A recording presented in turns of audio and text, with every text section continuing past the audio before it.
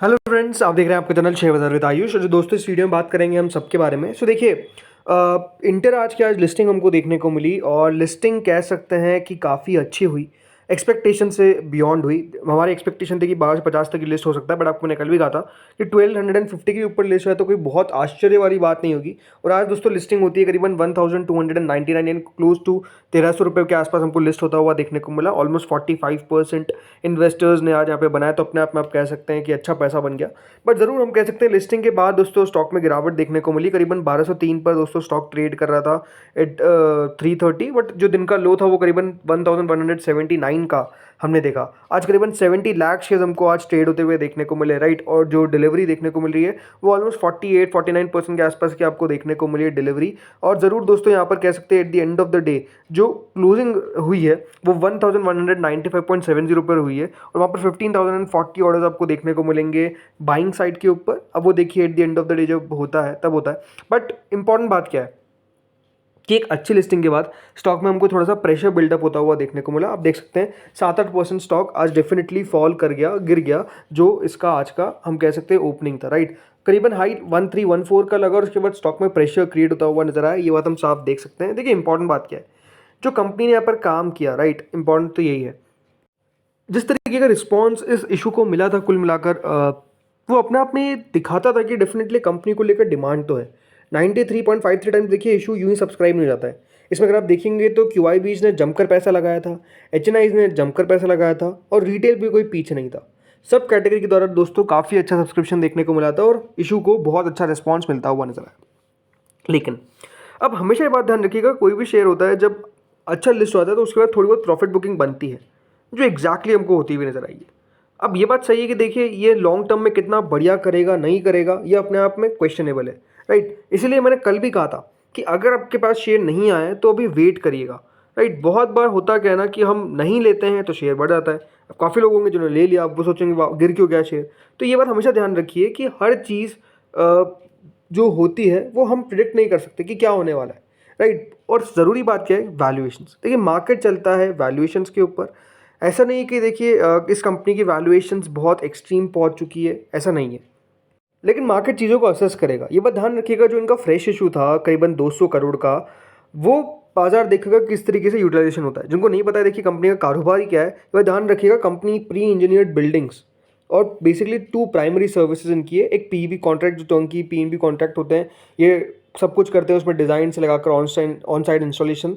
और जो दूसरा है वो है सेल ऑफ PEB प्रोडक्ट, जिसमें metal ceilings, corrugated roofing, steel structures, light gauge framing system, ये सब दोस्तों कंपनी का कारोबार है। तो बाजार यही असेस करेगा कि बेसिकली कंपनी का किस तरीके से बिजनेस चल रहा है। अब दूसरी बात, जैसे मैंने कहा, जो वैल्यूएशंस को लेकर कही, ऐसा नहीं है कि इनकी वैल्यूएशंस बहुत एक्सट्रीम पर है, but still I think wait करना चाहिए इनके Q1 नतीजों का। बिकॉज कंपनी नतीजे पेश करेगी और किस तरीके के नतीजे निकल कर आते हैं वो मार्केट्स देखेगा। अगर बहुत अच्छे नतीजे निकल कर आते हैं तो डेफिनेटली मार्केट उस तरीके से इसको रिवॉर्ड भी करेगा, बट नहीं आते देन डेफिनेटली मार्केट पनिश भी करेगा। तो आई थिंक अभी वेट एंड वॉच करिए। जरूर दोस्तों आज गिरा है, अब ये देखना है कि 1179 के नीचे कल ये चले जाता है कि नहीं जाता है। ये एक इंपॉर्टेंट लेवल रहने वाला है और देखते हैं अब यहाँ से इसके नीचे या फिर इसके ऊपर कारोबार करता है कि क्या करता है। अगला दोस्तों जो शेयर आता है वो है यहाँ पर सरस्वती सारी डिपोट। रेगुलर गिरावट देखने को मिल रही है, ऑलमोस्ट हर दिन हम कह सकते हैं लोअर सर्किट हिट हो रही है शेयर का अंदर। पिछले कुछ दिनों के अंदर दोस्तों शेयर 12% गिरा है और ओवरऑल अगर आप देखेंगे तो लिस्टिंग से हुआ क्या है, वो है एक चीज़ जो है डाउन ट्रेंड। लगातार दोस्तों इसके अंदर डाउन ट्रेंड हमको देखने को मिल रहा है, लगातार शेयर में गिरावट देखने को मिल रही है। 169.15 पर जाकर आज आपको बंद होता हुआ नजर आया। देखिए एक बड़ा रीज़न क्या हो सकता है गिरावट का, ऐसा नहीं कि देखिए कोई फंडामेंटल्स में बहुत बड़ा चर्न आ गया है, फिर बहुत बड़ी दिक्कत आ गई है उसके कारण स्टॉक में इस प्रकार का मूव देखने को मिल रहा है। बट आई थिंक जो बड़ा रीज़न है वो है कंटिन्यूस सेलिंग। और क्यों सेलिंग हो रही है, बिकॉज उसके पीछे का रीज़न है, ये बात ध्यान रखिएगा। जब सरस्वती सारी डिपोट का IPO आया था तो आपको मैंने बताया था कि इसके अंदर कुछ भी रिजर्वेशन नहीं रहने वाला है फॉर द एंकर इन्वेस्टर्स। इसमें कोई भी एंकर इन्वेस्टर्स नहीं थे। इसका मतलब क्या था कि सारा का सारा हिस्सा QIBs के पास था, 50%। इसका मतलब ये कि दोस्तों QIBs चाहे तो कभी बेच सकते हैं।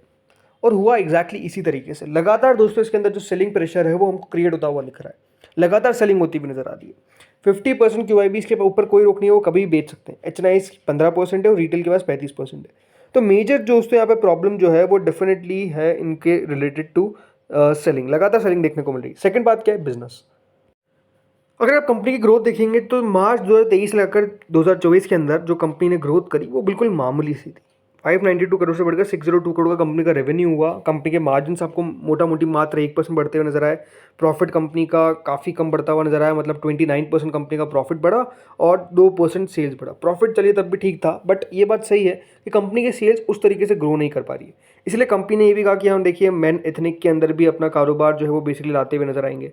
तो ये बात सही है कि देखिए कंपनी डेफिनेटली कोशिश तो करे अपने बिजनेस को बढ़ाने की, बट कितना बढ़ा पाती है ये मार्केट मेरे हिसाब से देख रहा है। और इसलिए दोस्तों लगातार यहाँ पर अगर आप देखेंगे तो गिरावट देखने को मिल रही है। स्टॉक 22 के पी पे अवेलेबल है। अब जैसा मैंने कहा, ऐसा नहीं है कि दोस्तों कंपनी वैल्यूएशन वाइज बहुत ज़्यादा महंगी दिखती है। करीबन 38.4 का इंडस्ट्री का पी है और 22.7 का यहाँ पर आपको पी देखने को मिल जाएगा, right. Return on capital employed, return on equity, ये काफ़ी ज़बरदस्त दिखते हैं। 59%, 46%, कोई आसान बात नहीं है। बट यही बात है कि यहाँ पर कितनी ग्रोथ हो सकती है, ये देखिए मार्केट्स मेरे हिसाब से ढूंढ रहा है। कितनी ग्रोथ ये कंपनी कर सकती है, मार्केट्स को ये देखना है। और ये आई थिंक सबसे बड़ी दिक्कत है कि इस इंडस्ट्री को कितना एक्सपांड करा जा सकता है। बिकॉज ये बात ध्यान रखिए, हमेशा शेयर बाजार में ऐसी कंपनीज को चुनिए जो इंडस्ट्री आगे 5 साल भी, 10 साल भी, 15 साल भी रेलिवेंट रहेगी। जहाँ पर देखिए रेलिवेंट जो चीज़ें नहीं रहती है वो डेफिनेटली थोड़ी सी दिक्कत देती है। और ये आई थिंक एक इंपॉर्टेंट बात है। ऐसा नहीं कि देखिए सारी इंडस्ट्री का मैं कह रहा हूँ कि खत्म होने वाली, बिल्कुल भी ऐसा नहीं है। अभी भी देखिए बाहर के अंदर पहनती है, बट डेफिनेटली जो बात है कि इसको कितना बढ़ाया जा सकता है, आई थिंक वो एक चीज़ है जो मार्केट्स में सबसे फाइंड आउट करने की कोशिश कर रहा है। मुझे एक ये रीज़न लगता है। But still I think stock ज़रूर दोस्तों भी हमको गिरता हुआ नज़र आ रहा है और गिरावट देखने को मिल रही है। बट यही है कि अब जिनके पास है और जो लोग बेचना चाहते हैं वो तो मेरे हिसाब से तक बेच के निकल चुके होंगे, जिनके पास आईपीओ के थ्रू आया था।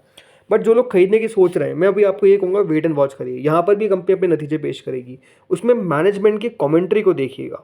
मैनेजमेंट क्या कमेंट देता है वो देखने वाली बात रहने वाली है कि उनको क्या लगता है कितनी ग्रोथ देखने को मिलेगी, उसके ऊपर नज़र रखिएगा। अगर वो सही आपको लगता है देन इन्वेस्ट, अदरवाइज अभी इससे दूर रहिए। अब अगला दोस्तों जो शेयर आता है वो कौन सा है, वो है एकम ट्रक। आज नतीजे के ऊपर रिएक्शन देना था स्टॉक को, रिएक्शन दिया और रिएक्शन खराब दिया। 5% दोस्तों शेयर फिसलता हुआ नज़र आ गया और हम कह सकते हैं शेयर 725 का इसका जो लो है उसके तरफ अब बढ़ता हुआ दिख रहा है। मतलब 893 पर देखिए आज क्लोज हुआ है और ओवरऑल आप देख सकते हैं दिन के दौरान सिर्फ हमको स्टॉक कमज़ोर होता हुआ नजर आया। बल्कि आपको मैं यही कहूँगा कि शेयर 5% तो टूटा ही है, लेकिन बिल्कुल अपने डेज लो के करीब जाकर बंद हुआ है। डेज लो ही जो था वही टच करा 893.65। मतलब आज अगर आप देखेंगे तो इसके अंदर सेलिंग प्रेशर काफ़ी ज़्यादा हावी होता हुआ नजर आया और ये थोड़ा सा अनप्रेडिक्टेबल था। नतीजे अगर बात करता हूँ तो देखिए नतीजे ऐसा नहीं थे कि बहुत ख़राब देखने को मिले। 970 से कंपनी का सेल्स करीबन 5% बढ़ा। ओवरऑल कंपनी का सेल्स Q1 भी बढ़ता हुआ नजर आया। कंपनी जो लॉस मेकिंग थी वो प्रॉफिट मेकिंग हो गई, 61 करोड़ पर आ गई। बट वही बात थी जो आपको ने उस दिन बताई थी कि देखिए कंपनी पहले लॉस क्यों कर रही थी, बिकॉज जो पुट कॉल लाइबिलिटीज़ थी उसके कारण लॉस आ रहा था। इस बार भी अगर आप देखेंगे तो कंपनी का प्रॉफिट उसके कारण आता हुआ नजर आ गया, राइट। मेरे हिसाब से देखिए बाजार अब इसको थोड़ी बहुत सही वैल्यूएशंस पे लेकर ला रहा है। वैसे देखिए मुझे इसके बिज़नेस में कोई ज़्यादा इशू नहीं है। मुझे लगता है बिज़नेस बढ़िया है और ये आई थिंक एक लॉन्ग टर्म का कैंडिडेट बन सकता है। ज़रूर गिरावट बहुत तेज़ी से हमको देखने को मिली है। 21-22% शेयर टूट चुका है पिछले एक महीने में। मतलब जो ओवरऑल लिस्टिंग हुई थी उसके गेंस तो उसने अभी गिव अप नहीं किए हैं, बट जो इसने हाई बनाया था उससे तेज़ी से हमको बेसिकली फिसलता हुआ नज़र आया। बट स्टिल आई थिंक अगर आपका लॉन्गर टर्म का व्यू है तो आई डोंट थिंक कि पिक्चर कोई ख़राब हुई है। हाँ, थोड़ा बहुत देखिए गिरावट होती है उसके बाद वापस से स्टॉक चल जाएगा, उसमें कोई इशू नहीं है। बट हाँ, अभी वेट करिए जब तक इसकी गिरावट, इसका ट्रेंड बेसिकली चेंज नहीं होता है, तब तक इसके अंदर खरीदारी करने की कोशिश ना करें। ये मेरा व्यू है। तो फ्रेंड्स इस वीडियो में इतना ही था। होपफुली आपको वीडियो बढ़िया लगा होगा। अगर लगा तो लाइक कर देना, चैनल से पहली बार जुड़ो सब्सक्राइब कर देना। Thank you friends watching this video.